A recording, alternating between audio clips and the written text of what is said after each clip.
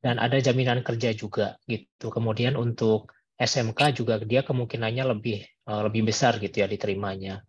Kalau untuk yang apa namanya S1 murni gitu ya kita bilang itu mungkin lebih cocok yang dari SMA sorry. SMA itu bisa dilihat bidik misi, kemudian beasiswa dari Kemendikbudristek gitu ya. Saya lupa namanya, beasiswa unggulan mungkin atau apa gitu ya. Mungkin bisa dicek itu Kak, tapi pastinya kalau Kakak dari SMK mau ke S1 ya, saya bilang coba coba cari yang apa kedinasan Kak. Itu chance untuk diterimanya lebih besar dan nanti langsung biasanya ya disalurkan bekerja gitu di instansinya. Apakah itu Kementerian Keuangan atau Badan Pusat Statistika gitu ya, atau yang Badan Siber dan Sandi Negara itu mungkin lebih cocok untuk teman-teman dari SMK. Gitu Kak Aryo ya. Jadi yang saya dengar itu katanya di Australia ada sekolah yang namanya Victoria Technical School ya. Itu memang menampung yang dari SMK karena memang tujuannya seperti kayak sekolah tata boga dan sebagainya yang memang untuk keterampilan gitu ya, kejuruan gitu. Masalahnya yang program dari Victoria Technical School ini tidak ada beasiswa 100%. Jadi mungkin ada caranya mungkin entah dari program organisasi atau pemerintah bisa kasih beasiswa atau tidak, tapi apakah ada jalur gitu? Karena sepertinya Victoria Technical School ini bagus programnya dan sudah banyak yang misalkan pakai pinjaman, tapi kalau bisa kan tidak pakai cara itu ya. Tidak mau pakai pinjaman gitu Kak ya. Kalau dari pengetahuan saya Australia Awards nggak menanggung itu Pak. Jadi dia lebih ke apa namanya yang S2, S3 aja. Kalau untuk yang S1 apalagi dari SMK gitu, Pak ya mungkin itu beasiswanya dari kampus ya, dari Victoria University. Tapi untuk lebih lanjut bisa dicek di websitenya saja Pak, kalau saran saya. Karena informasinya saya juga belum belum terlalu clear itu Pak.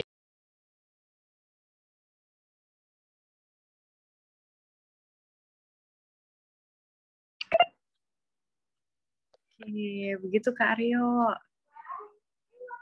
Jadi mungkin kalau Kak Aryo itu punya informasi dikit nih tentang beasiswa yang full buat apa lulusan SMK, bisa mulai di riset lagi Kak dan dicari-cari lagi nih scholarship affair semacam ini yang membahas beasiswa tersebut, atau mungkin Kak Aryo juga bisa nih usul di Studef Go Abroad, di grup Studef Go Abroad. Nanti mungkin dari tim Studef bisa mencarikan nih kira-kira materi yang bisa mengulas lebih dalam lagi tentang beasiswa yang tadi ditanyakan nih sama Kak Aryo. Nah, karena untuk malam ini kan kebetulan speaker kita nih, Kak Fendi, itu awardee dari Australia Award Scholarship. Nah, mungkin emang pengetahuan tentang beasiswa yang disebutkan Kak Aryo ini masih terbatas nih Kak Fendi, tapi nggak menutup kemungkinan nanti dari tim Studef itu bisa mencarikan speaker yang punya pengetahuan lebih dalam tentang beasiswa yang disebutkan sama Kak Aryo tadi. Gimana nih Kak Aryo? Ya, jadi yang saya dengar itu sekarang pemerintah Australia itu sedang mencari justru tenaga seperti yang tadi, yang teknikal tadi, yang D1, D2, D3 gitu. Atau mungkin S1 juga. Karena mereka sangat butuh setelah pandemi ini, ya, mereka sangat butuh tenaga yang bisa masak gitu, kayak chef dan segala macam. Jadi mereka lebih menitik beratkan pada program-program seperti ini. Masalahnya saya belum pernah dengar ada beasiswa untuk ini. Gitu. Kalau yang S1 udah biasa lah, S1, S2, S3 tuh jalur akademik itu udah dari sejak lama. Tapi kalau yang ini nih yang tren yang baru ini untuk menjawab permintaan yang begitu tinggi dari masyarakat Australia. Oke, dan makasih banyak Kak Aryo insight-nya. Tapi kalau aku lihat-lihat di Instagram Kedubes Australia itu juga sekarang lagi banyak program-program short course dari Kedubes Australia, dari pemerintah Australia itu yang ini Kak, menyediakan short course ke Australia untuk belajar di bidang-bidang tertentu nih. Mungkin Kak Aryo bisa cek lagi di Kedubes, di akun Instagram Kedubes Australia, siapa tahu ada informasinya lebih lanjut, atau bisa langsung request aja di grup WhatsApp to Studef Go Abroad gitu ya Kak Aryo ya. Berhubung ini sudah memasuki pukul 19.38, jadi mohon maaf nih Kak Aryo, mungkin bisa kita cut dulu pembahasan tentang yang Kak Aryo tanyakan tadi, karena udah mulai rame juga partisipan yang lainnya. Mungkin kita bisa melanjutkan Studef Talk, bukan melanjutkan ya, memulai Studef Talk kita malam ini. Terima kasih Kak Aryo partisipasinya, dan kami tunggu nih saran-saran topik untuk Studef Talk selanjutnya. Oke.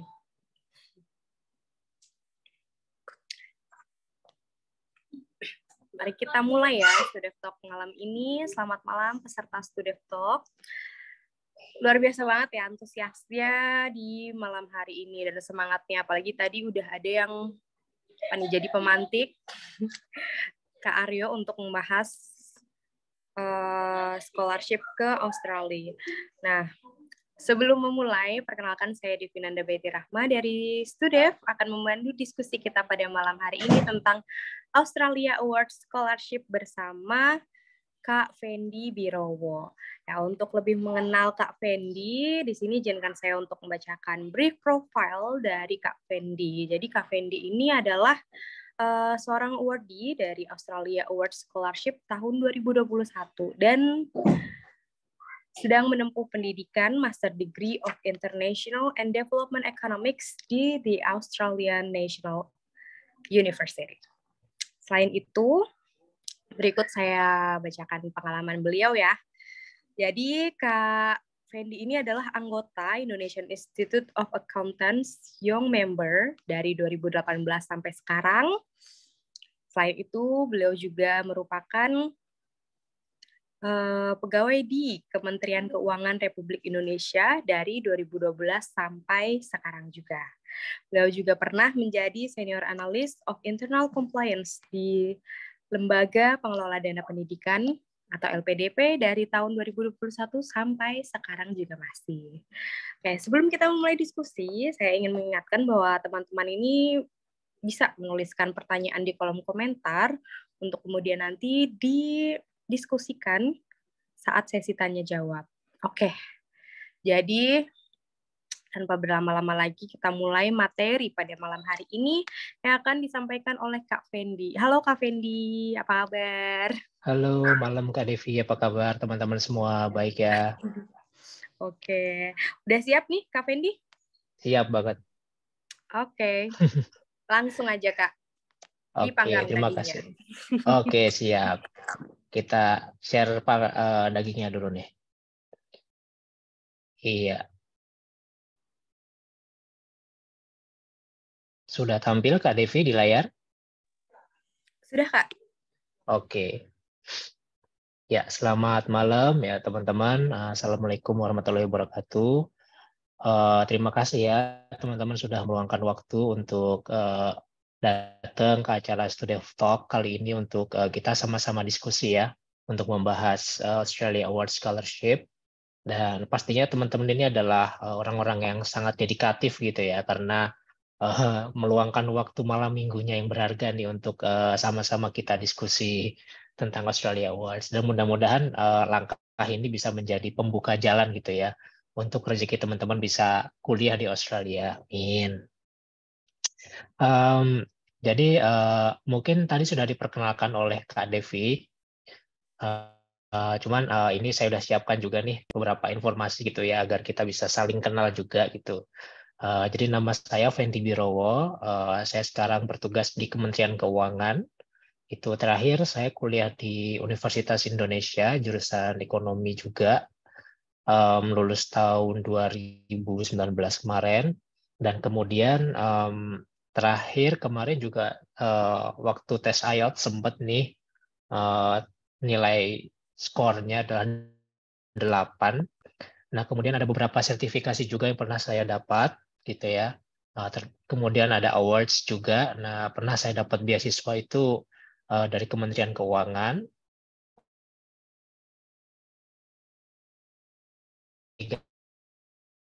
Saya kemudian untuk S1 itu double degree itu development. Terakhir untuk S2 ini saya dapat dari Australia Awards. Jadi dari D3 sampai S2 ini saya hampir nggak pernah bayar kuliah ini. Jadi emang kayak rezekinya lumayan.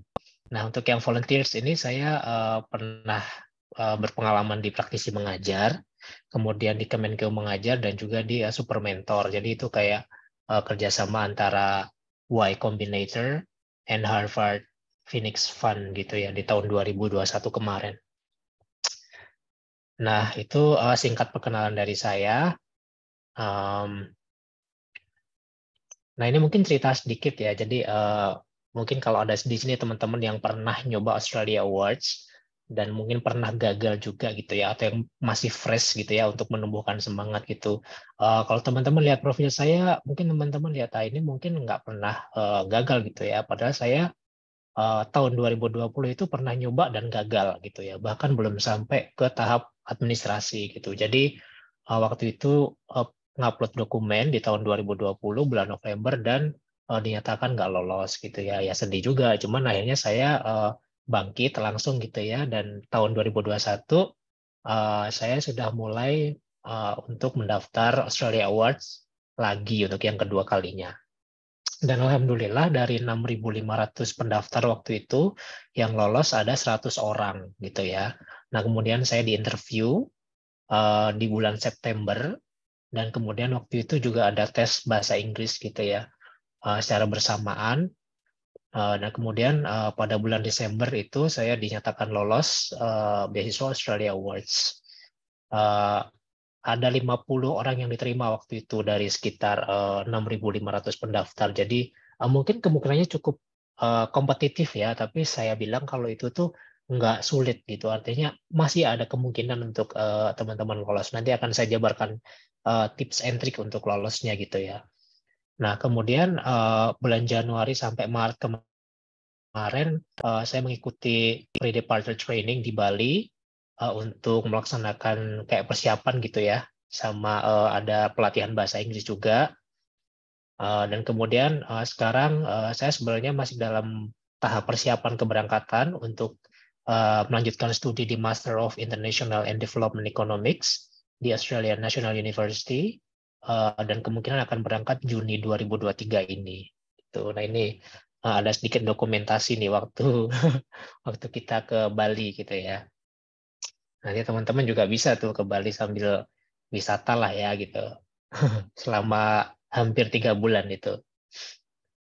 Oke, nah sekarang mungkin banyak teman-teman yang bertanya-tanya gitu ya. Jadi AAS tuh nyari kandidat yang seperti apa gitu. Nah, mereka itu mencari kandidat dari 2 jenis kategori. Jadi yang pertama adalah targeted, itu terdiri dari equity target groups dan juga government of Indonesia. Nah, jadi kalau teman-teman ada yang merasa dari kedua kategori ini, itu memiliki chance yang sangat besar untuk lolos Australia Awards gitu ya, terutama apa namanya mereka yang mempunyai disabilitas gitu atau disadvantage women, itu contohnya kayak apa namanya wanita yang misalnya itu masyarakat adat gitu ya, atau seseorang yang profesional tapi wanita gitu ya, wanita karir lah kita bilang. Nah, itu juga memiliki kesempatan masuk ke equity target groups. Dan juga teman-teman yang mungkin berasal dari provinsi target, misalnya kayak Nusa Tenggara Timur, kemudian Maluku, Maluku Utara, Papua, Kalimantan Barat, Gorontalo, itu juga bisa masuk ke provinsi target yang nantinya akan diprioritaskan oleh Australia Awards. Nah, kemudian untuk Government of Indonesia itu tentu aja adalah PNS ya. PNS yang berasal dari pemerintah pusat, pemerintah provinsi, ataupun pemerintah kabupaten kota gitu. Nah, itu juga bisa diprioritaskan. Tetapi tidak termasuk dalam hal ini adalah pegawai BUMN gitu. Jadi ini hanya khusus yang PNS pemerintahan saja gitu. Nah, kemudian yang selain itu, apakah kemudian tidak mempunyai chance? Enggak juga. Itu ada ada kuotanya sendiri. Jadi yang disebut dengan non-targeted categories, itu di sebelah kanan ya. Nah, itu adalah mereka yang di luar kategori dari PNS, selain dari kategori yang disampaikan tadi di sebelah kiri gitu ya. Nah, itu proporsinya adalah yang diterima itu ya 60% targeted dan 40% non-targeted. Jadi kalau misalnya tahun saya gitu kan ada 50 yang diterima ya. Itu waktu COVID sih sebenarnya, jadi angkanya sangat kecil sekali. Jadi kalau normal itu sebenarnya AS bisa nerima 300 atau 500, bahkan mungkin bisa sampai 1.000 orang gitu per tahunnya ya. Tapi untuk kasus saya waktu itu karena masih pandemi, jadi yang diterimanya dikit banget, cuma 50 gitu ya. Nah itu 50 orang itu berarti 30 orang itu dari targeted dan 20 sisanya dari non-targeted gitu. Jadi ada proporsinya untuk penerimaannya. Nah, artinya berarti chance teman-teman untuk lolos itu masih besar gitu ya, masih sangat bisa kita upayakan gitu. Nah, tapi khusus untuk yang PhD itu diutamakan adalah mereka yang merupakan staf pengajar atau staf tendik gitu ya dari universitas, kemudian dari pendidikan tinggi dari universitas atau dari institusi penelitian gitu ya, misalnya BRIN gitu ya, atau bisa juga dari pengambil keputusan yang strategis di pemerintahan gitu ya. Nah itu nanti masuk ke kategori yang akan direkrut untuk kandidat PhD gitu ya. Dan sebaiknya kandidat PhD itu mempunyai surat support dari universitas di Australia, itu akan sangat memberikan mereka keuntungan untuk lolos gitu ya. Chance-nya sangat besar. Oh ya ini teman-teman jangan khawatir ya, nanti slide-nya akan saya share via Kak Devi, jadi nggak perlu mencatat atau apa namanya repot-repot nulis gitu ya. Ini nanti akan saya share aman. Kemudian, nah ini kandidat yang mereka cari juga. Jadi ketika teman-teman mendaftar Australia Awards itu pastikan teman-teman menunjukkan gitu ya. Saya nggak bilang memiliki gitu ya, tapi menunjukkan kepada Australia Awards bahwa teman-teman itu punya yang pertama kompetensi akademik. Nah itu ditunjukkan dengan apa? Misalnya IPK. Kemudian beberapa mata kuliah yang inti itu mendapatkan nilai yang bagus gitu ya. Kalau bisa A misalnya gitu. Nah kemudian yang kedua teman-teman harus menunjukkan juga punya potential outcome gitu. Jadi spesifik bahwa teman-teman itu mempunyai satu tujuan untuk berkontribusi terhadap pembangunan di Indonesia dalam bentuk apapun.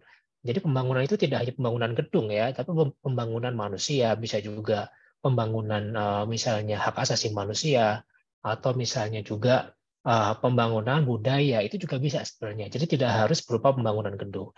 Nah, kontribusi itu bisa diartikan apapun gitu ya, mulai dari yang levelnya kecil sampai yang besar. Nah, kalau saran saya itu nanti teman-teman lihat kontribusi itu dari level yang kecil tapi berdampak global. Nanti akan saya terangkan. Nah, kemudian yang ketiga, teman-teman juga harus bisa menunjukkan bahwa teman-teman itu punya atribut-atribut profesional dan kepemimpinan, gitu ya, termasuk juga beberapa pengalaman pekerjaan yang relevan gitu. Tapi dalam hal ini, yang paling penting ditunjukkan menurut saya adalah poin 2. Jadi teman-teman itu harus menunjukkan potensi untuk berkontribusi ke Indonesia pasca kembali dari Australia, itu aja ya. Nah, kemudian caranya gimana? Nanti pada saat mendaftar, teman-teman yang pertama harus menyambungkan antara cerita teman-teman itu dengan aplikasinya Australia Awards. Jadi yang pertama teman-teman harus melihat background pendidikannya apa, gitu ya. Nah, mulai dari universitas, kemudian program, kemudian beasiswa apa yang pernah didapat, termasuk juga pengalaman-pengalaman akademis yang pernah didapat. Misalnya pernah publikasi jurnal, apakah juga teman-teman itu pernah jadi pembicara di webinar misalnya gitu ya, atau jadi pembicara narasumber di mana gitu, itu juga bisa dimasukin di yang education background. Nah, setelah teman-teman punya background pendidikan yang clear, nanti kemudian dijelaskan lebih lanjut dalam current occupation atau pekerjaan ya.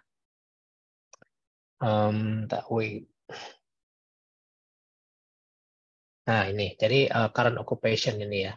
Jadi teman-teman nanti bisa menjelaskan, dengan latar belakang pendidikan saya bekerja di organisasi ini. Kemudian role saya di sini seperti ini gitu ya. Kalau misalnya teman-teman kerja di NGO atau yayasan, dia bilang aja bahwa saya kerja di yayasan, saya kerja di NGO gitu kan. saya berkontribusi di bidang ini gitu. Nah, kemudian setelah itu yang ketiga, sambungkan juga dengan pencapaian sama kontribusi. Nah, karena saya kerja di NGO, saya kerja sebagai PNS misalnya, saya berkontribusi di bidang ini gitu. Dan kontribusi itu nggak harus yang gede gitu, enggak. Tapi bisa aja kontribusinya itu lokal di bidang teman-teman saja, tetapi menghasilkan dampak yang besar bagi masyarakat. Itu juga bisa gitu ya. Jadi harus dilihat case by case gitu. Jangan terjebak dengan wah kontribusi harus besar, saya harus melakukan sesuatu yang inovatif, wah gitu ya. Itu nggak tentu juga sih. Jadi kontribusi bisa sekecil melakukan perbuatan apa namanya apapun gitu ya di pekerjaan yang bisa berdampak terhadap orang lain. Nah, dari situ kemudian baru nanti mencari kursus dan juga institusi. Ya, nanti bisa melihat di websitenya Crychos di Australia untuk melihat kampus dan jurusan yang relevan dengan background studi, kemudian professional occupation tadi, dan juga dengan achievement atau rencana kontribusi itu juga bisa disambungkan ke situ. Nah, selanjutnya dari situ yang akhirnya adalah teman-teman harus bisa mengelaborasi future goals. Jadi kedepannya nih mau ngapain gitu. Dengan background pendidikan, dengan pekerjaan, kemudian dengan pendidikan yang nanti dapat di Australia, itu kira-kira kedepannya mau ngapain. Nah, itu harus ditumbuhkan itu, at least ditunjukkan kepada para reviewer gitu ya di Australia Awards. Nah, caranya gimana? Ya harus nanti membuat esai yang mengikuti pola ini. Jadi harus nyambung semua nih, mulai dari pendidikan sebelah kiri sampai ke future goals gitu ya, harus nyambung.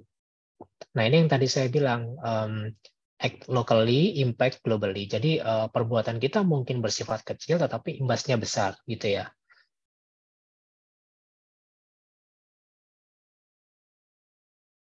Nah ini sebenarnya sudah ada di website, cuman beberapa hal mungkin perlu saya highlight gitu ya. Kalau persyaratan yang diperlukan untuk mendaftar Australia Awards, yang sebelah kiri ini saya rasa semua teman-teman di sini sudah memenuhi ya, karena ini umum saja gitu. Nah, kemudian yang apa namanya yang sebelah kanan, yang khusus itu harus apply pada priority fields of study yang disediakan oleh Australia Awards. Nah, sekarang itu ada 3 pilar gitu ya. Kalau teman-teman lihat itu ada economic recovery, kemudian ada stability, kemudian ada health security kalau nggak salah ya. Jadi ada 3 itu di websitenya Australia Awards. Nah, teman-teman bisa cek. Nah, itu harus pilih di salah satu itu. Gimana cara milihnya? Ya disesuaikan dengan tadi background studi, kemudian dengan rencana kontribusi teman-teman seperti apa gitu. Nah nanti milih itu salah satu dari 3 pilar. Nah kemudian untuk IP gitu ya.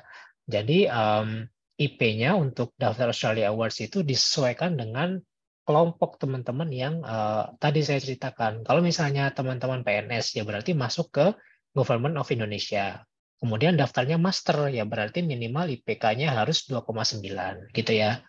Nah, ini sih menurut saya tidak terlalu berat ya, gitu. Jadi bisalah kita mendaftar dengan IPK yang kita punya sekarang gitu. Nah, kemudian untuk English proficiency itu juga bisa menggunakan beberapa sertifikat gitu ya, IELTS, TOEFL, kemudian PTE itu juga bisa gitu ya. Dan juga nanti disesuaikan dengan kelompok di mana teman-teman mendaftar, apakah PhD atau master, apakah dari government atau dari equity target groups gitu ya.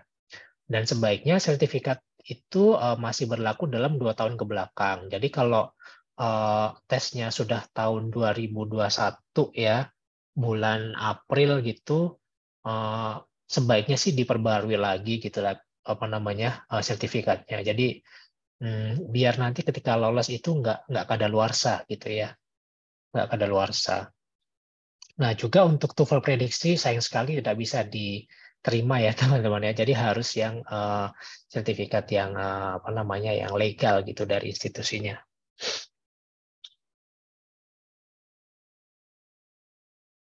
Kemudian nanti penjelasan saya mungkin nggak terlalu detail ya. Kita nanti banyak diskusi aja mungkin ya Kak. Kak Devi dan teman-teman ya.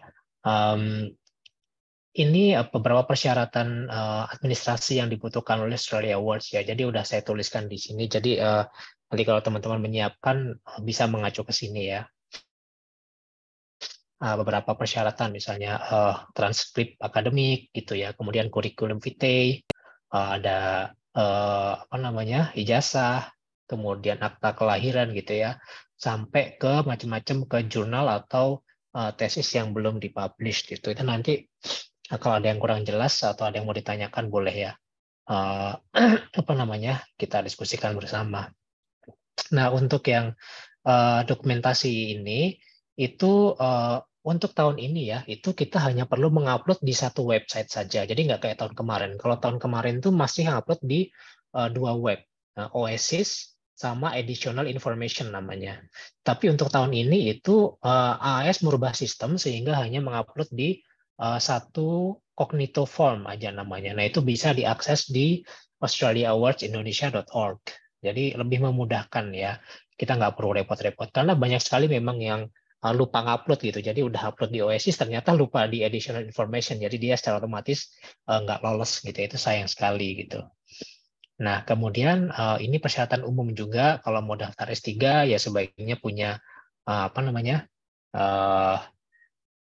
ijazah master, kemudian kalau mau daftar S2 ya punya ijazah S1 atau D4 gitu ya. Nah, kemudian yang D itu jangan pernah mengupload kopi dari ijazah yang sudah dilegalisir. Jadi gini maksud saya, yang diupload itu adalah dokumen-dokumen yang cap basah gitu ya. Jadi ketika di-scan nanti capnya itu berwarna gitu. Karena banyak sekali teman-teman yang kesalahan kecil ya, nyekan dokumen itu yang hasil fotokopi dari legalisir. Jadi legalisirnya hitam. Nah itu Australia Awards nggak bisa menerima. Jadi jangan sampai kesalahan kecil membuat kita gagal ya untuk daftar Australia Awards, itu sayang sekali. Nah kemudian pastikan bahwa semua dokumen itu disertifikasi oleh institusi yang menerbitkan, misalnya oleh kampus atau juga oleh notaris gitu ya, notaris publik juga bisa. Nah, kemudian, nah ini, jadi mindset teman-teman harus bilang gini, jangan cuma menyiapkan dokumen itu seminimal mungkin ya. Wah kalau yang nggak wajib nggak usah lah disiapkan, repot amat gitu kan. Banyak banget teman-teman yang nanya ke saya tuh. Jadi Kak saya kan mau daftar beasiswa PhD gitu ya, tapi master gitu ya. Kalau master by coursework kan saya nggak perlu pakai surat rekomendasi dari supervisor gitu kan, atau dari pembimbing skripsi zaman dulu gitu kan. Saya udah lupa tuh mungkin gitu kan, udah nggak kenal atau mungkin beliau udah meninggal gitu atau apa gitu ya. Tapi saya bilang ini kan kita bersaing sama ribuan orang ya, dan kita mau diterima gitu oleh Australia Awards. Kita mau memenangkan sesuatu yang besar gitu. Jadi ketika lolos Australia Awards ini kita bisa menerima benefit itu sampai 2 miliar rupiah gitu. Bayangkan dalam 2 tahun. Itu uang yang sangat besar gitu kan. Nah, untuk effort yang kecil aja kita nggak mau gitu. Gimana kita bisa terpilih gitu kan. Padahal orang lain di luar sana mungkin lebih ambisius daripada kita gitu. Jadi kita harus selalu go extra miles gitu ya. Yang nggak wajib ya kita buat wajib gitu. Bahkan kalau perlu ya nggak ada kita adain gitu. Jadi kita tambah-tambahin biar lengkap banget gitu kan. Nah itu. Jadi kita harus berbuat extra miles untuk mendapatkan benefit dari Australia Awards yang sangat menggiurkan ini menurut saya ya. Nah kemudian yang terakhir itu jangan lupa untuk print Cognito Form setelah submit. Tujuannya apa? Tujuannya untuk persiapan interview. Jadi ketika interview itu nanti pewawancaranya itu ya, itu dari biasanya dari 2 kampus. Kalau saya dulu ada 1 perempuan, 1 laki-laki. Yang laki-laki itu profesor dari salah satu kampus di Indonesia.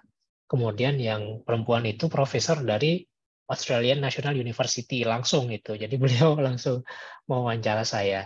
Nah itu pertanyaan beliau berdua itu nggak jauh-jauh dari esai yang saya buat gitu. Ternyata gitu ya, saya baru tahu juga. Jadi nggak jauh-jauh dari esai yang saya buat. Nah syukurlah sebelum itu ya. Jadi sebelum wawancara saya sempat ngeprint tuh. Jadi ketika submit selesai saya print dokumen yang saya upload itu termasuk esainya. Jadi saya sempat baca-baca juga sebelum wawancara. Jadi beruntung waktu itu bisa menjawab dengan baik ya. Nah itulah mungkin perlu juga nanti jangan sampai lupa teman-teman untuk ngeprint hasil uploadan itu ya untuk persiapan wawancara.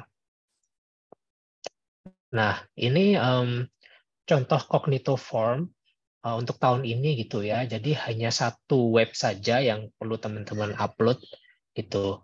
Nah, beberapa hal yang perlu diperhatikan adalah penamaan salah satunya ya. Jadi penamaan itu krusial. Kenapa? Karena sistem Australia Awards itu akan membaca setiap dokumen yang diunggah secara otomatis. Jadi kalau penamaannya nggak cocok dengan dokumen, maka otomatis dokumennya itu nggak terbaca.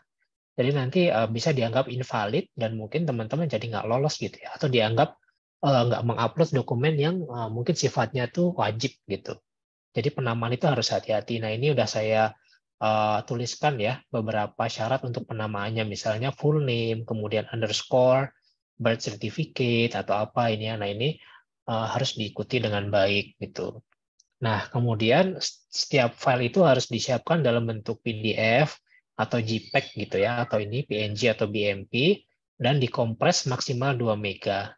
Itu juga hal-hal yang kecil tapi perlu diperhatikan ya.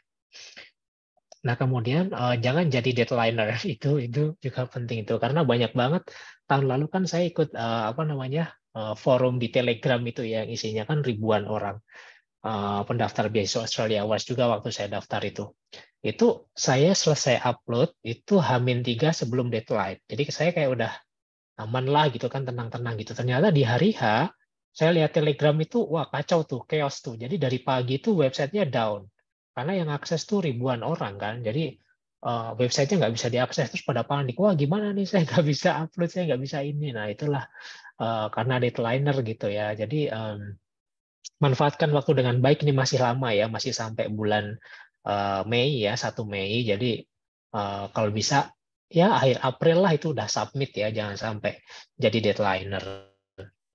Nah, kemudian beberapa hal yang berubah di tahun ini juga itu terkait essay, kemudian terkait dengan adanya community service. Jadi tahun ini Australia Awards tuh kayak mewajibkan gitu ya, atau meminta kita menunjukkan apakah kita pernah melakukan community service atau belum gitu. Nah itu diminta sama mereka. Nah kemudian juga pengalaman network dan juga leadership qualities itu nanti juga mereka akan lihat lagi.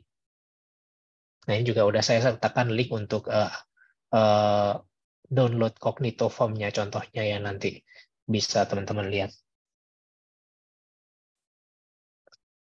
Nah, ini ada timeline untuk teman-teman perhatikan ketika mendaftar ya. Jadi yang paling pertama itu adalah deadline-nya adalah 1 Mei. Nah, nanti ada pengumuman shortlisted-nya bulan Juni, kemudian interview-nya gitu ya, nanti akan dikabarkan kemudian. Nah, kemudian sekitar Juli itu akan melakukan interview dan juga tes bahasa Inggris IELTS gitu ya. Dan ini wajib gitu, jadi nggak boleh enggak. Dan kemudian Agustus itu nanti kemungkinan ada pengumuman finalnya gitu ya. Nah kalau Agustus final bisa jadi nanti teman-teman pre-departure training di Bali itu ya, itu sekitar bulan September sampai Desember mungkin kalau perkiraan saya ya, itu masih bisa pre-departure training, dan kemudian bisa intake di bulan Februari tahun 2024 gitu ya. Jadi bisa pakai timeline normal gitu ya. Karena ini sudah mulai PPKM udah dicabut juga kan, jadi nggak ada pembatasan pergerakan juga, jadi udah nggak ribet lah gitu. Kalau zaman saya dulu mau terbang ke Bali aja harus colok hidung, harus swab gitu ya. Aduh itu ribet banget lah. Jadi kasihan juga tuh, saya punya anak usia 3 tahun harus dicolok hidungnya dulu sebelum terbang, itu kayak kasihan aja gitu ya. Tapi kalau sekarang mah udah nggak, udah aman. Nah kemudian ini beberapa informasi juga gitu ya. Oke, nah untuk yang penting itu diperhatikan adalah nanti teman-teman coba baca dokumen COVID-19 Development Response Plan gitu ya di websitenya Australia Awards. Dan kalau bisa ketika bikin esai itu nanti membuatnya itu didasarkan pada dokumen tersebut gitu ya. Jadi agar esai kita itu menjadi seperti prioritas gitu ya di mata Australia Awards gitu. Nah, kemudian juga baca priority development areas, itu juga ada di website.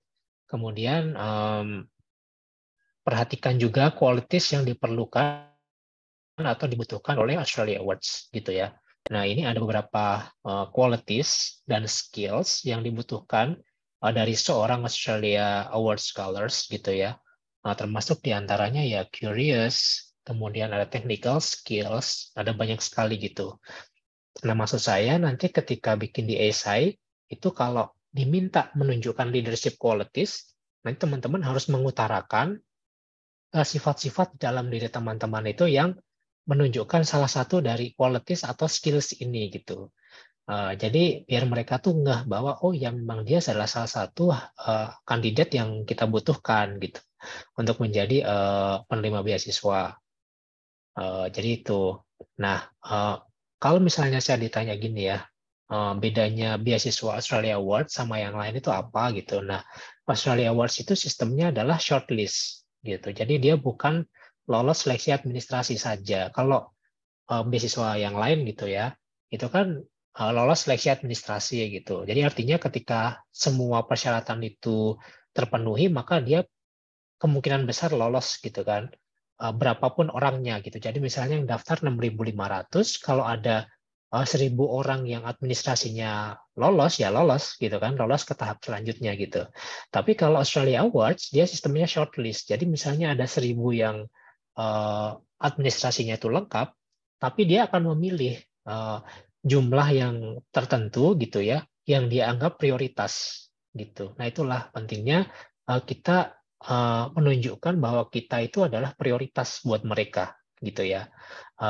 Saya nggak bilang kita punya apa namanya yang memang kita tuh prioritas, mungkin nggak juga, cuman kita berusaha menunjukkan gitu dengan esai, dengan dokumen-dokumen yang kita upload gitu ya. Kemudian dengan memberikan informasi tentang diri kita gitu, sebisa mungkin kita memberikan informasi yang menunjukkan kita prioritas gitu.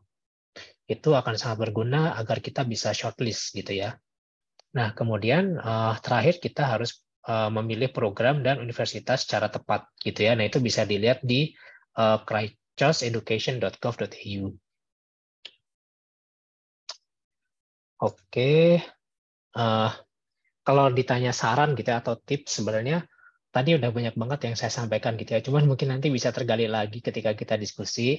Nah, yang ingin saya sampaikan di sini sebenarnya adalah kalau teman-teman emang menginginkan beasiswa ini gitu ya, dan mau mencoba gitu ya, saya sarankan make sure you do it right gitu ya. Artinya don't make a mess gitu ya. Jadi kalau ada persyaratan yang nggak wajib, kita buat wajib. Kalau udah wajib, kita bikin extra miles gitu. Apa aja yang bisa kita kasih, kita tambahkan dokumen-dokumennya agar Australia Awards ini tahu bahwa kita tuh benar-benar niat, kita benar-benar mau memenangkan beasiswa ini untuk bisa menempuh studi di Australia. Mungkin gitu ya.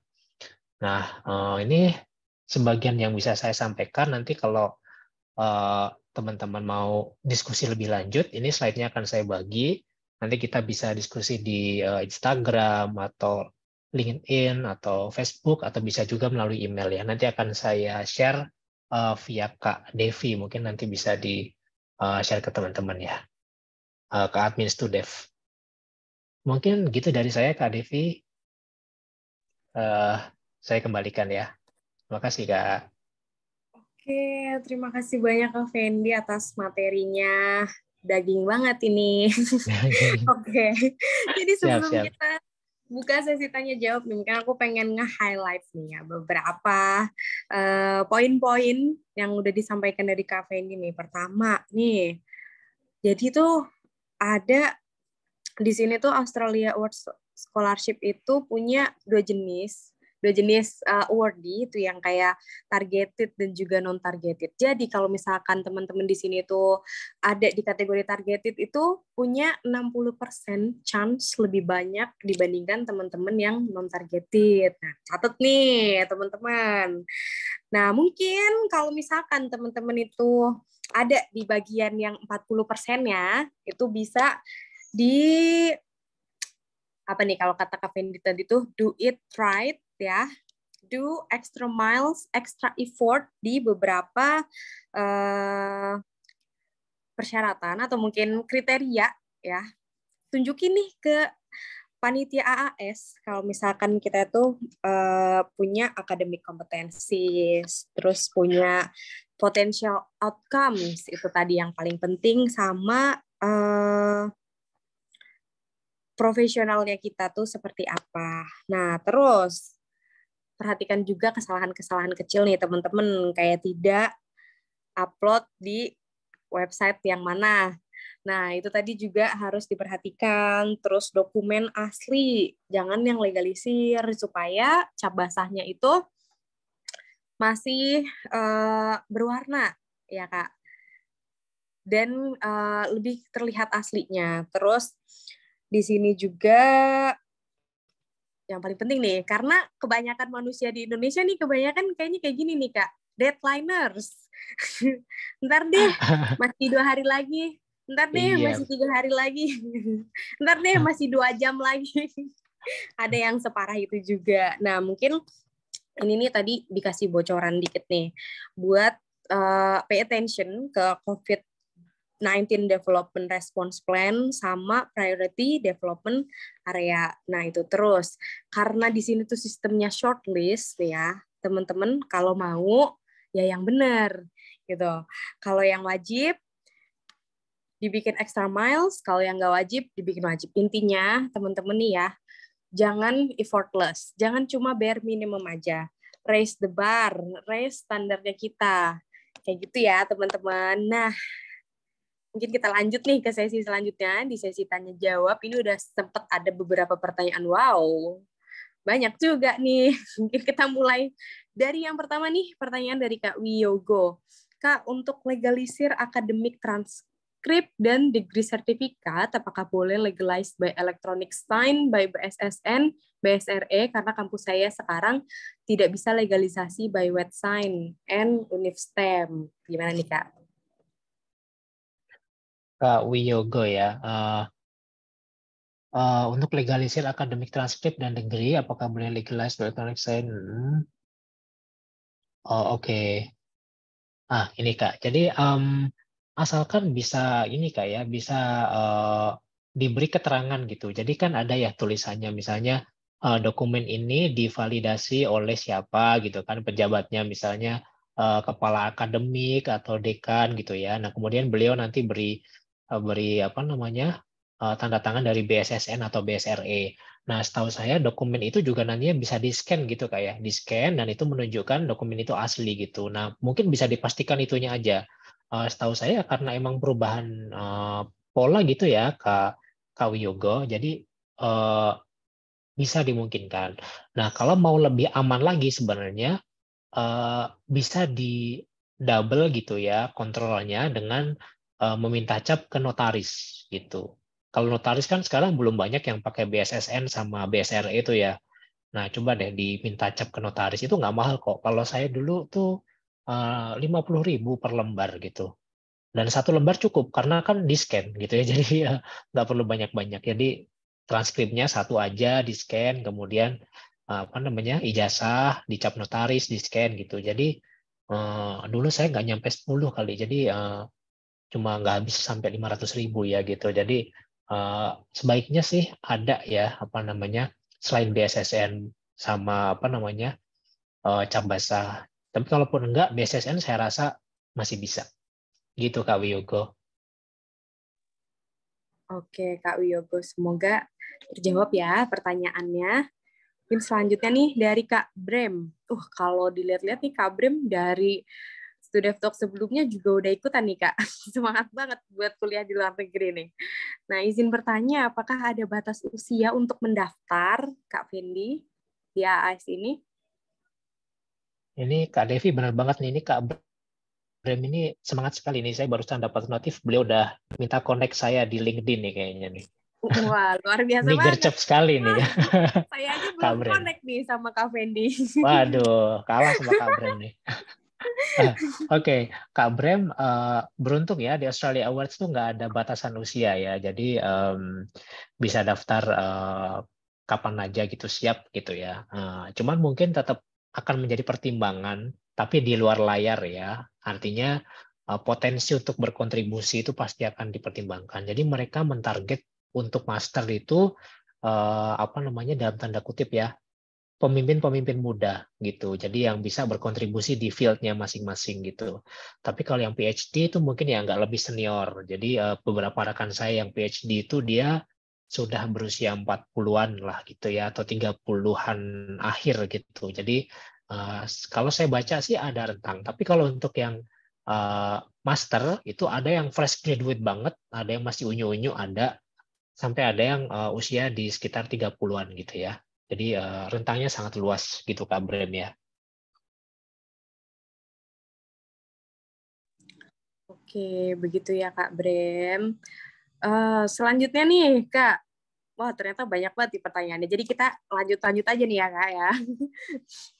Oke, Kalau ini selanjutnya Kak dari Devi, Kak. kalau ada Oh pertanyaan iya. lanjutan langsung aja ya Kak Brem atau Kak Wiyogo langsung jump in aja kalau ada pertanyaan lanjutan tadi. Iya iya betul. Oke nih, mungkin selanjutnya dari Kak Arini. Kak Arini ada di meeting room nggak nih? Mungkin biar kita sapa-sapa ya pesertanya juga nih. Kak Arini mungkin Oh bisa boleh, biar rame nih. open mic. Halo Kak Arini. Ya, halo.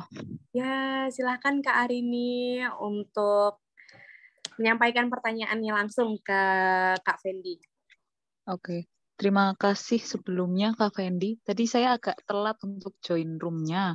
Ini saya Arini, saya mau minta dijelasin lebih lanjut Kak tentang tadi persyaratan yang NAD untuk yang ASN. Itu apakah berupa surat izin belajar aja atau adakah dokumen yang harus dilengkapi lainnya? Terus untuk yang kedua tentang IELTS Kak. Tadi kan yang dari AAS kan dia apa ya, IELTS ulang ya. Nah, itu apakah akan menentukan maksudnya ketika IELTS ulangnya itu misalkan hasilnya under, apakah akan menjadi kegagalan atau gimana gitu, Kak? Oke, ya, makasih Kak Arini ya. Jadi ada dua pertanyaan dari Kak Arini. Yang pertama terkait NAD. Jadi NAD itu Kak Devi dan teman-teman ya, Nominating Agency Declaration. Itu adalah surat khusus yang ditujukan untuk ASN ya, yang mau daftar Australia Awards. Nah, itu apakah semacam surat tugas belajar, surat izin belajar gitu ya? Jawabannya enggak hari ini, jadi beda. Jadi NAD itu punya format khusus ya, nanti Kak Arini bisa download di websitenya Australia Awards, dan itu sebetulnya menyatakan kesediaan pejabat gitu ya, pejabat kepegawaian di tempat Kak Arini atau mungkin atasan langsung gitu ya, karena ASN untuk memberikan izin ketika Kak Arini itu nanti diterima Australia Awards gitu. Dan mereka juga harus siap-siap menjadi penggantinya, gitu sih intinya. Jadi nanti di sana mereka juga harus memberikan testimoni gitu ya, semacam cerita apakah kenal dengan Kak Arini itu seperti apa, kemudian role-nya seperti apa gitu ya. Nah itu nanti harus dibuat sedetil dan selengkap mungkin gitu Kak di NAD itu. Nah nanti juga harus ditetapkan, ditandatangan ya oleh pejabat bersangkutan dan juga nanti dicap dinas. Kalau menurut saya kemarin saya gitu Kak Arini.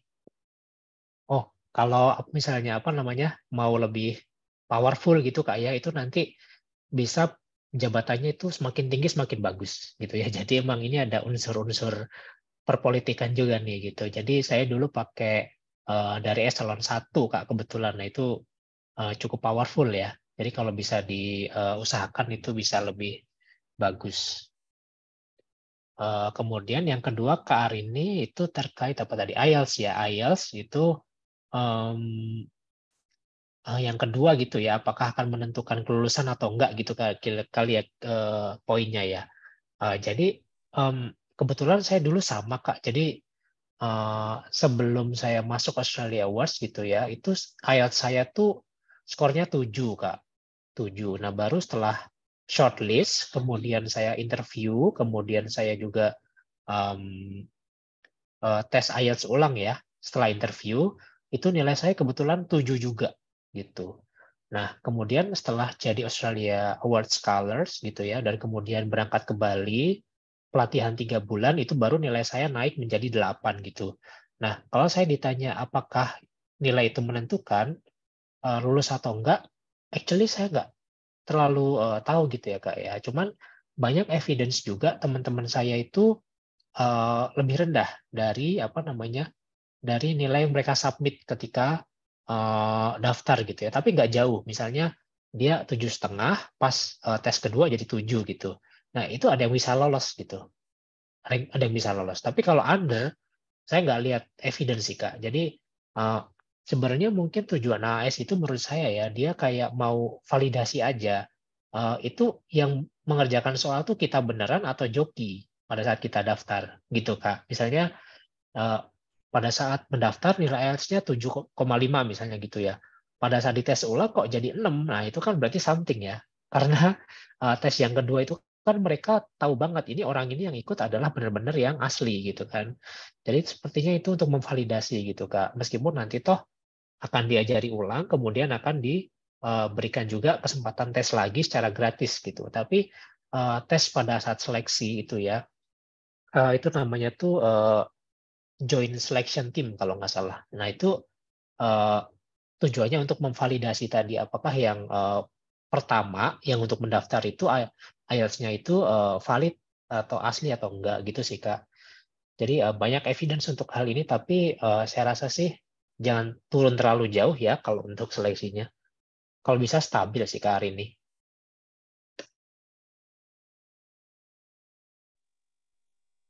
Oke Kak, terima kasih Kak. Maaf, saya boleh memperjelas sedikit nggak Kak? Boleh. Oh iya, Silakan. untuk yang NAD tadi berarti kan ada istilahnya dari pejabat, terus kemudian dia di situ juga disertakan tentang testimoni ya. Nah, itu apakah sama atau berbeda dengan surat rekomendasi Kak? Oh, rekomendasi. Ya, jadi kalau rekomendasi itu hampir mirip dengan NAD gitu Kak ya. Tetapi di NAD ada ada konsen bahwa pejabat tersebut membolehkan kita untuk tugas belajar gitu ya. Dan dia siap untuk mencari pengganti kita. Intinya itu Kak. Tapi kalau di recommendation letter itu nggak ada. Jadi dia murni rekomendasi aja. Gitu sih Kak. Nah kalau bisa untuk dua pejabat itu berbeda ya Kak ya. Jadi yang untuk NAD itu pejabat kepegawaian atau pejabat yang berwenang untuk menerbitkan surat tugas belajar gitu ya kalau di PNS. Nah untuk yang recommendation letter itu kalau saran saya sih atsungnya Kak Arini aja. Jadi yang benar-benar tahu kita, yang benar-benar berinteraksi gitu, yang kasih rekomendasi gitu Kak. Oh ya, oke Kak, terima kasih banyak informasinya. Siap. Oke, terima kasih Kak Arini. Selanjutnya nih, ada pertanyaan. Nah, kalau ini mungkin lebih ke pendapatnya Kak Fendi ya. Pertanyaannya nih dari Kak Aryo Sukarden. Ya, Kak Aryo mungkin bisa langsung ditanyakan ke Kak Fendi-nya. Ya, jadi kalau misalkan dibandingkan dengan beasiswa dari pemerintah seperti LPDP misalkan, itu kan ada kewajiban untuk pulang setelah lulus kan.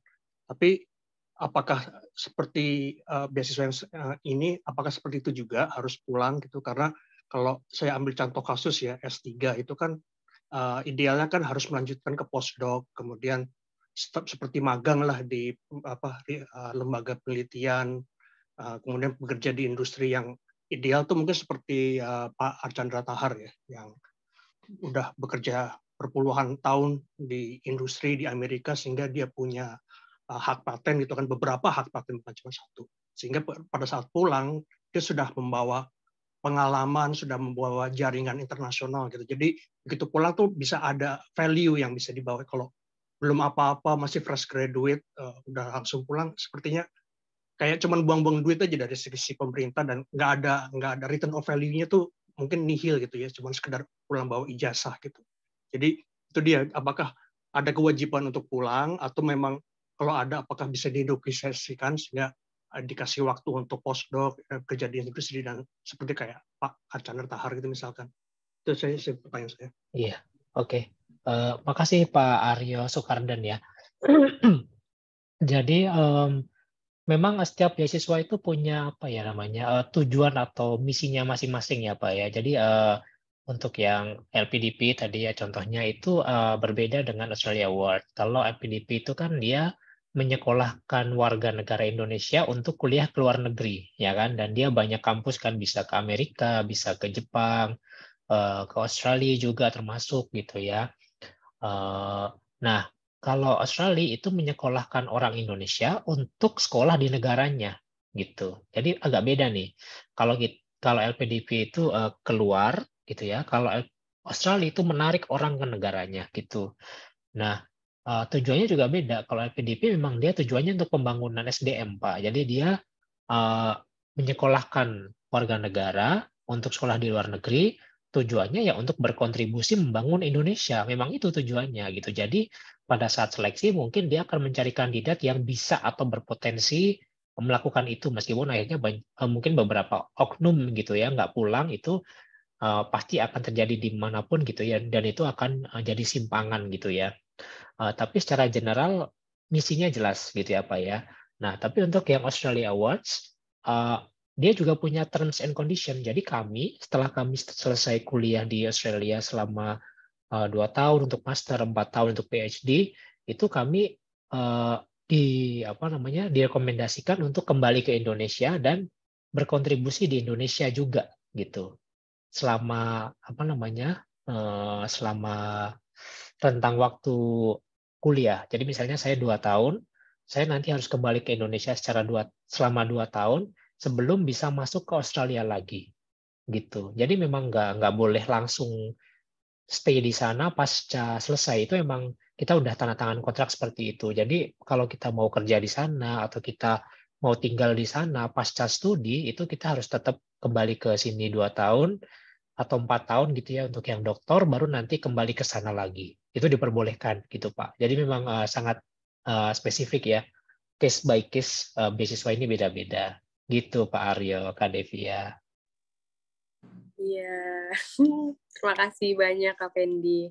Setahu saya juga benar sih Kak, masing-masing beasiswa tuh ada terms and condition-nya yang seperti itu. Kayaknya AAS ini juga sama nih kayak Chevening juga yang ke beasiswa ke London itu juga setahu saya wajib ke negara asalnya 2 tahun dulu sebelum dia mau kemana kayak gitu. Nah mungkin kalau misalkan dirasa nih dari fresh graduate itu kontribusinya masih kurang kayak gitu, menurut aku ya mungkin ada beberapa yang seperti itu, tapi mungkin kita bisa nih ambil contoh-contoh positifnya gitu, kayak yang saya tahu nih pendiri Studef.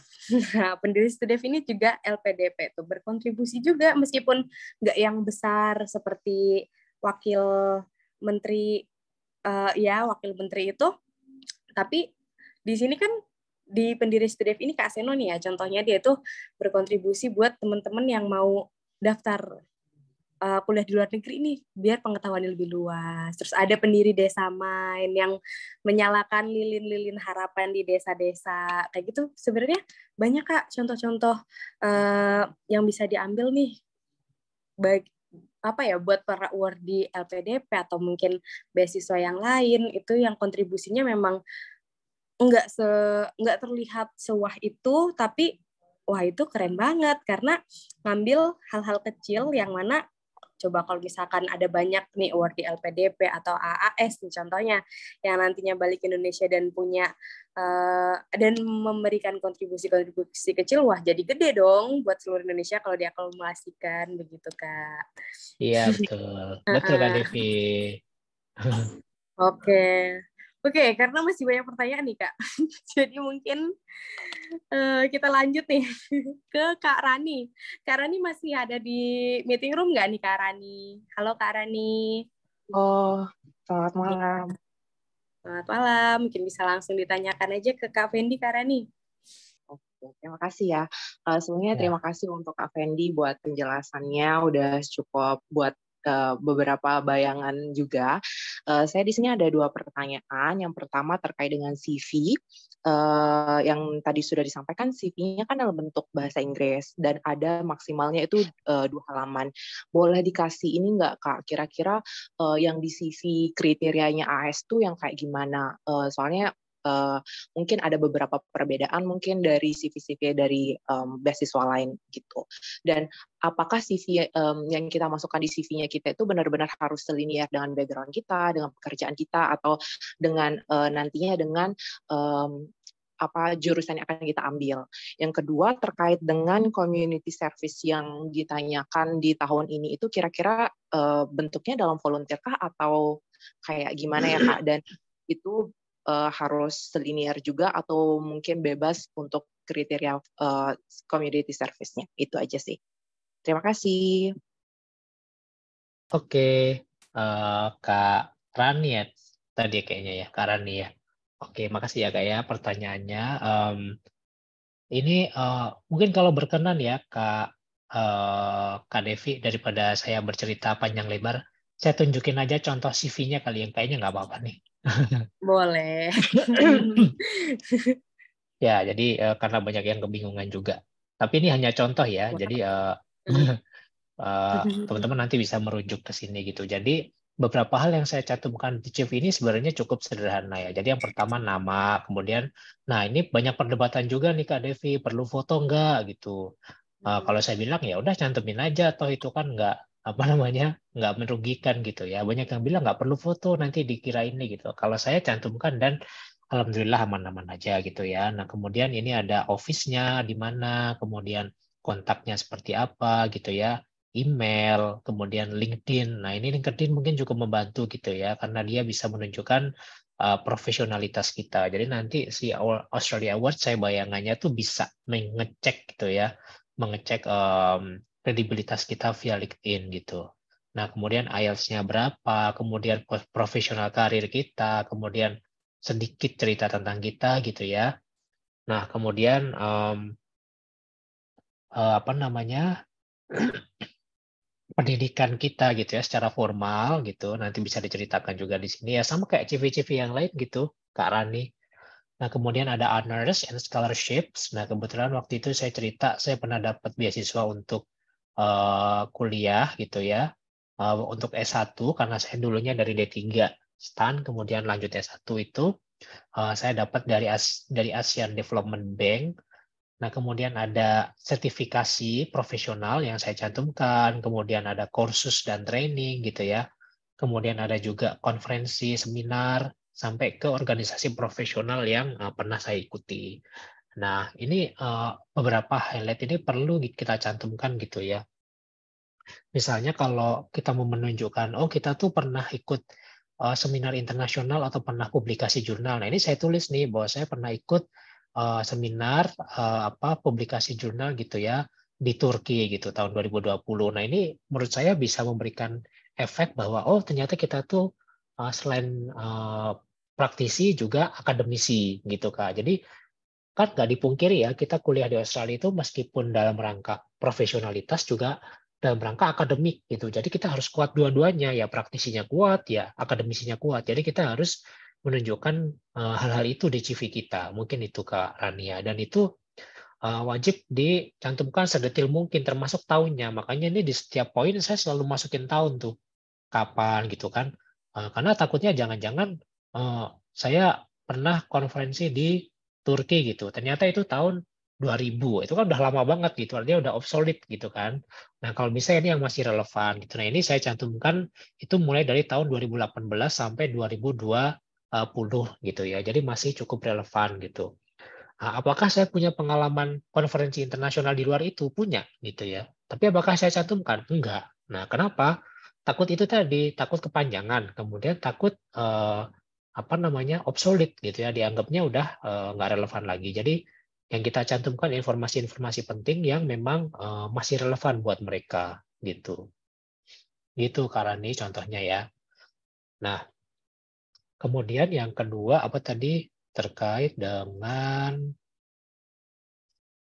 Oh, volunteer Community activity ya. Sorry, community service ya. Nah, Ya. itu emang baru tuh Kak. Jadi di form yang tahun ini saya lihat itu ada bagian nanti kita disuruh mengisi tentang community service. Nah, saya nggak lihat itu harus relevan dengan kita atau enggak gitu ya. Tapi kalau saya rasa ketika mengisi itu harus disambungkan juga dengan priority development areas Kak. Jadi kita nanti mau berkontribusi di mana, nah sebaiknya kita juga ini Kak, membuat contoh community service yang relevan gitu ya. Jangan sampai nanti berbelok. Misalnya kita kira-kira gimana? Kalau misalnya saya kan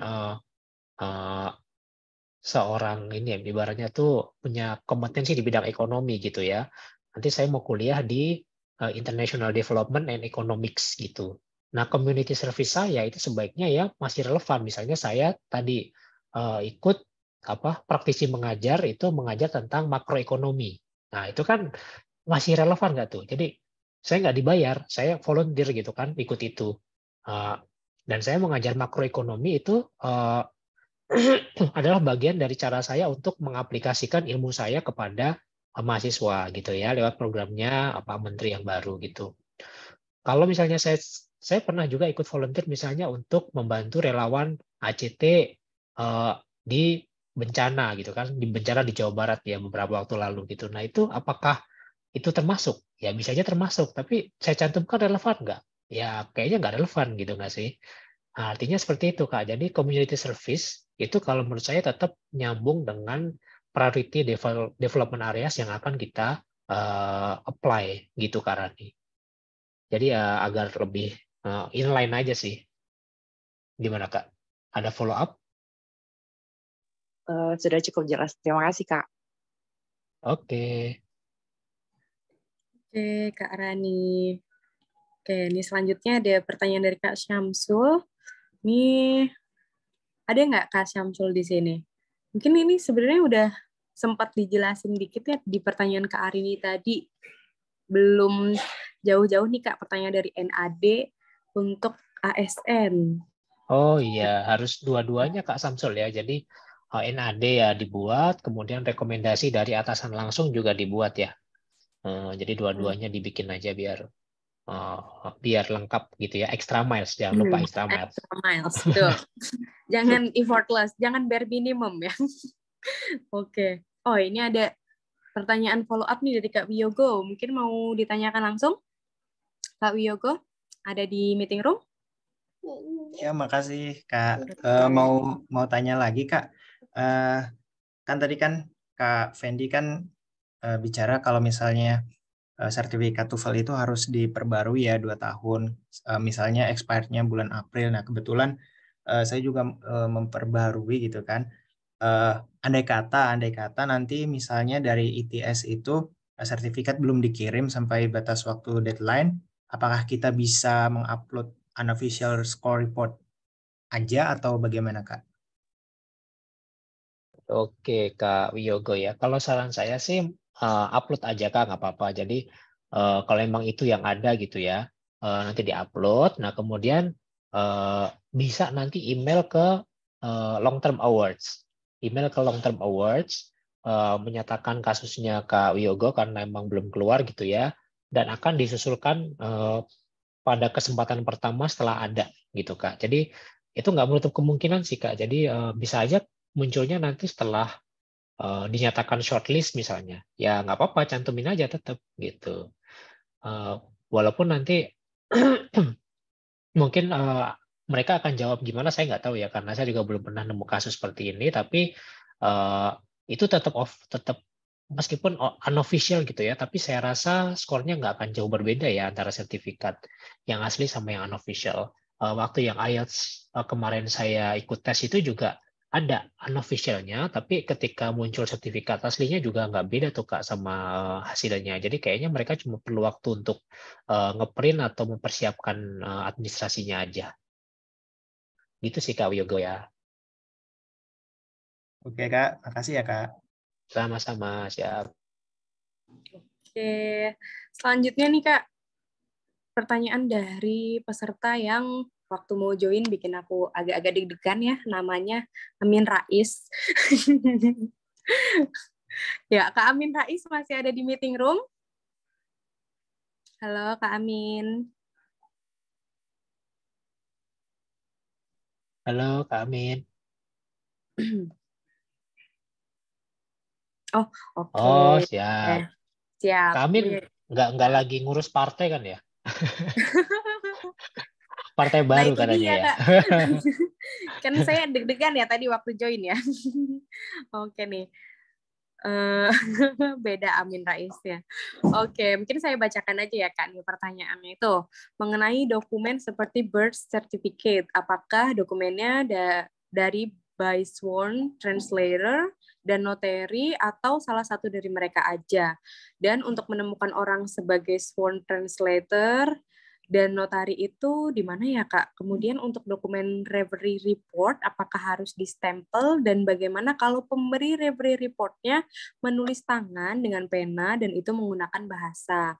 Apakah harus kita ketik ulang ke dalam bahasa Inggris lagi, baru ditanda tangan dan distempel atau bagaimana? Nah, kurang lebih seperti itu Kak pertanyaannya. Silakan. Oke Kak Devi. Jadi gini ya Kak Amin ya. Yang pertama tentang birth certificate. Nah itu kalau memang kalau yang angkatan-angkatan lama ya, misalnya kayak saya gini itu masih dalam bahasa Indonesia aja kan, ya Kak Devi ya, Kak Amin ya. Jadi birth certificate-nya itu satu bahasa Indonesia aja. Nah itu sebaiknya ditranslate dulu betul lewat sworn translator. Dan kalau saya kemarin saya tambah dengan cap dari notaris Kak. Jadi saya 2 kali.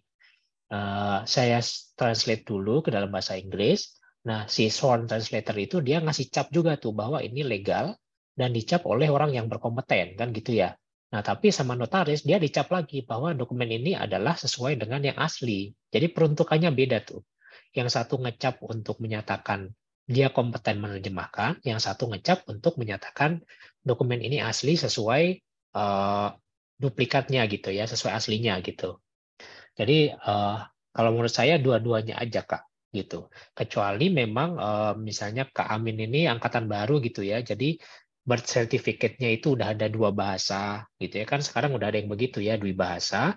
Nah, itu menurut saya tinggal di fotokopi terus dibawa ke notaris. Di cap sama notaris. Itu udah cukup menurut saya. Jadi nggak perlu dibawa ke sworn translator. Kalau mau lebih kuat lagi, dimintain cap juga ke catatan sipil sebagai penerbit dokumen itu bisa juga gitu ya. Jadi biar mereka juga ngasih validasi gitu. Itu menurut saya nggak masalah. Nah kemudian untuk menemukan orang sebagai sole translator dan notari, nanti kami bisa japri ya. Nanti saya bisa kasih kontaknya untuk sole translator yang pernah saya pakai. Nah kalau untuk notari itu ya itu Kak di pinggir jalan itu kan banyak notari itu. Notaris ya, kalau PPAT beda ya, tapi biasanya mereka satu profesi, notaris dan PPAT gitu. Tapi kalau yang kita cari di sini notaris. Nah itu Kakak nanti ke sana aja ke kantornya terus tanya gitu, bisa nggak legalisasi dokumen? Nah mereka biasanya bilang bisa atau enggak gitu ya, dan persyaratannya apa, berapa harga per lembarnya itu rata-rata beda tuh Kak, antara satu notaris sama yang lain gitu. Saya dulu sempat survei sampai 3 kantor notaris, akhirnya dapat yang 50.000 gitu ya. Karena ada yang ngasih harga itu sampai 200.000 satu lembar, itu kan saya bisa bonyok juga tuh. Jadi bisa tuh sambil nanti jalan-jalan gitu kan, survei-survei mana notaris yang murah gitu. Kemudian untuk yang kedua ya, referee report apakah harus distempel?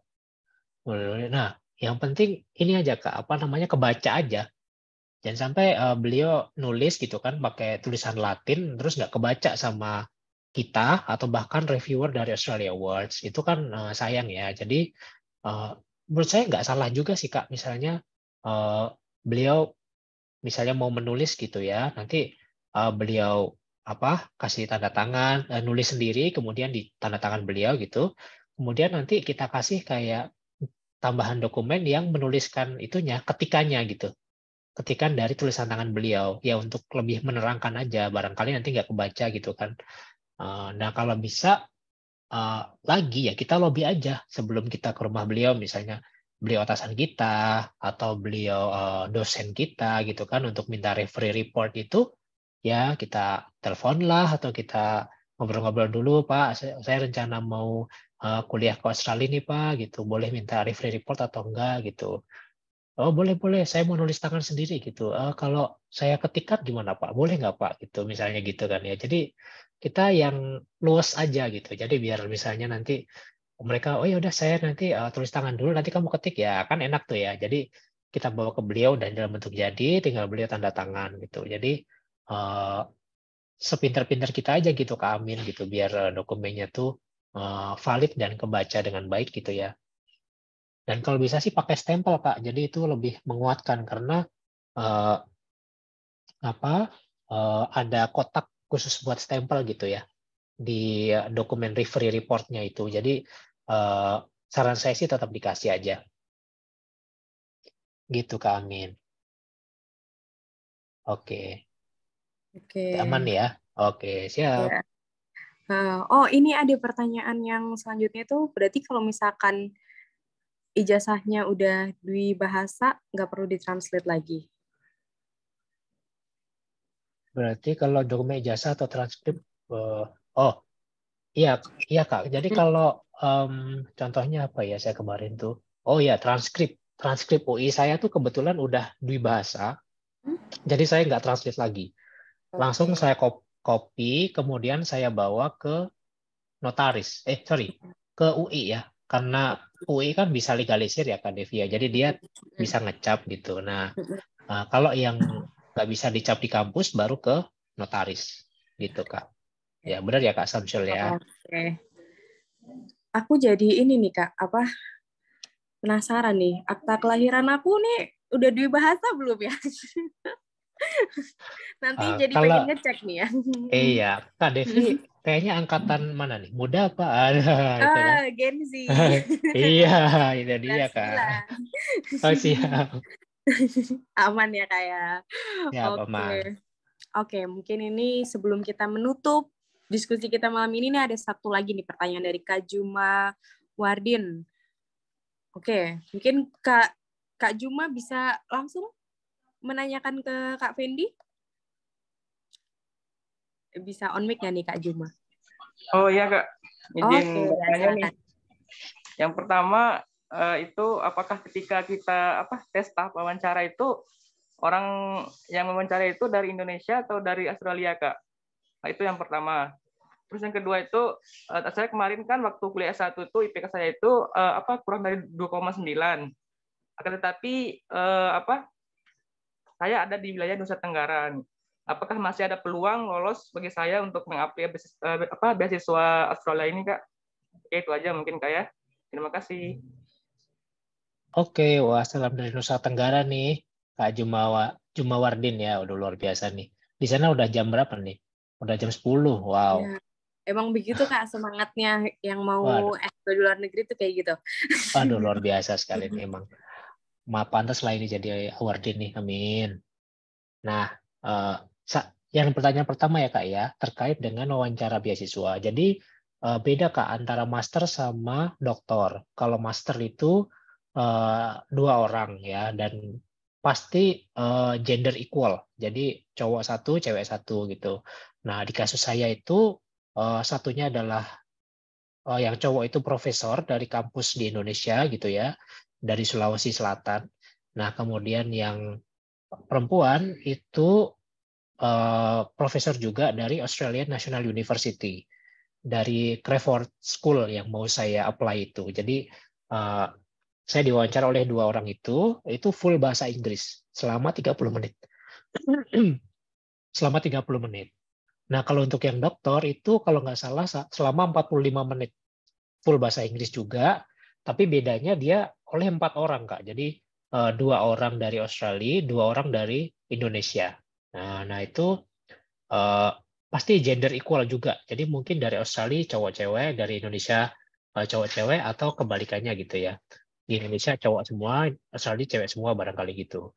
Nah itu 45 menit, tapi kalau doktor itu mereka dikasih waktu untuk presentasi dulu selama sekitar 10-15 menit tanpa menggunakan alat bantu. PowerPoint atau kertas itu nggak boleh. Jadi dia ngomong aja. Ngomong selama 10-15 menit penelitiannya itu kira-kira tentang apa. Jadi bedanya itu. Kalau master enggak, kita langsung interaksi, kita langsung ngobrol selama 30 menit. Dan pertanyaannya itu enggak jauh-jauh dari esai yang kita buat, kalau buat master ya. Jadi esai kita apa, itu nanti yang akan dikulik sama mereka tuh, selama 30 menit. Kalau untuk dokter, mereka akan nanyain tentang disertasi, rencana disertasi ya. Jadi mereka akan nanya, nanti disertasimu tuh apa, metodenya tuh apa gitu ya. Kemudian kira-kira datanya bisa dapetin nggak gitu. Jadi mereka lebih akan menggali itu. Tapi yang saya catat satu sih dari wawancara Australia Awards itu, yang tadinya saya kira nyeremin tuh ternyata enggak gitu. Jadi kayak saya malah justru enjoy gitu diskusi sama beliau berdua tuh, kayak temen aja gitu ngobrol gitu. Kamu sekarang kerja di mana gitu kan. Kemudian kamu mau rencana di sana tuh ambil coursework-nya apa gitu. Kenapa gitu itu. Jadi kayak cerita aja gitu, dan saya merasa kok kayak nggak ada serem-seremnya, padahal saya awalnya waktu masuk ruangan tuh kayak takut banget gitu. Tapi ternyata enggak gitu. Nah, itu sih cukup mengesankan buat saya itu ya pengalaman wawancaranya. Kemudian untuk IPK ya Kak ya. Kalau untuk Nusa Tenggara itu kan masuk ke provinsi target kalau nggak salah ya. Nah itu kalau saya lihat tuh, wait ya, coba saya lihat. Untuk IPK-nya minimal 2,75 Kak. Jadi kalau masih di atas itu masih bisa sih. Gitu Kak Juma Wardin ya. Ada Oh follow iya up? Kak, Silakan terima Kak. kasih Kak. Udah jelas semua Kak. Terima kasih banyak. Siap, siap. Ya, sama-sama. Sukses ya. Ya, amin, amin.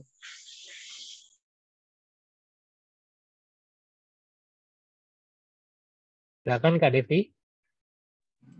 Oke, ya oke. Mungkin karena ini udah di jam 20.54 dan pesertanya ini bukan cuma dari waktu Indonesia Barat ya Kak ya. Kayak tadi tuh ada yang dari Maluku.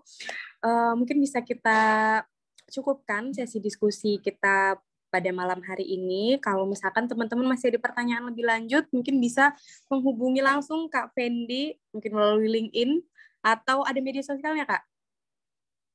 Ada tadi saya tampilin di akhir slide tadi.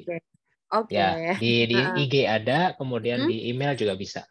Oke, nanti bisa kita share lagi ke grup Student Go Abroad untuk Siap. media sosial dari Kak Fendi nih. Kalau teman-teman masih ada pertanyaan lebih lanjut buat sharing-sharing secara personal dengan Kak Fendi. Oke, begitu Kak Fendi. Sebelum kita menutup Student Talk malam ini, mungkin Kak Fendi ada mau menyampaikan closing statement, silahkan. Oke, makasih ya Kak Devi ya. Saya terus terang merasa berapi-api ya melihat semangat teman-teman yang juga berapi-api malam ini ya, dan pintu itu terbuka lebar untuk teman-teman semua ya. Jadi Australia Award itu adalah salah satu beasiswa yang saya bilang tuh inklusif gitu. Jadi dia melihat dari semua sisi. Nggak cuma dia melihat orang-orang yang punya akses bagus di kota gitu ya, tapi yang dari provinsi target pun dia perhatikan, kemudian yang disabilitas pun dia perhatikan, yang perempuan dari yang disadvantage gitu ya, yang mungkin kurang beruntung itu juga dia perhatikan gitu. Jadi tidak hanya PNS, tidak hanya orang-orang yang memang punya kelebihan dari sisi akses gitu ya, itu tidak. Jadi sangat inklusif. Nah, chance teman-teman di sini besar. Jadi menurut saya AS ini layak dicoba, dan saya bisa bilang saya tunggu teman-teman di Australia ya nanti. Mudah-mudahan kita bisa ngopi-ngopi nanti, kan saya bisa bisa kenalan, wah dulu ini yang ikut mentorship saya nih, wah jadi saya ikut senang gitu ya, ada yang lolos dari sini gitu. Gitu Kak Devi. Oke, terima kasih banyak nih penyemangatnya dari Kak Fendi. Pasti teman-teman di sini nih yang masih join sampai sekarang atau mungkin yang udah left karena ada urusan lain, semoga yang terbaik untuk kita semua. Mungkin bisa nyusulin Kak Fendi atau mungkin bisa jadi award di beasiswa lain, gak ada yang tahu ya. Yang jelas, aku yakin teman-teman yang udah gabung Student Talk malam ini tuh satu langkah lebih di depan lah dibandingkan teman-teman yang nggak pernah ikut educational affair kayak gini. Oke, begitu. Demikian diskusi kita pada malam hari ini. Semoga insight-nya bermanfaat. Jangan lupa teman-teman untuk tetap stay tune di Instagram Studef Talk, di Instagram studef.co.id untuk info-info beasiswa lainnya. Dan semoga semuanya diberikan yang terbaik. Terima kasih banyak Kak Fendi udah mau sharing dengan teman-teman di Studef. Semoga sukses untuk master degree-nya Kak Fendi. Terima kasih banyak teman-teman. Itu untuk malam ini. Semoga yang terbaik untuk kita semua dan sampai jumpa. Makasih Kak Devi, makasih teman-teman semua ya.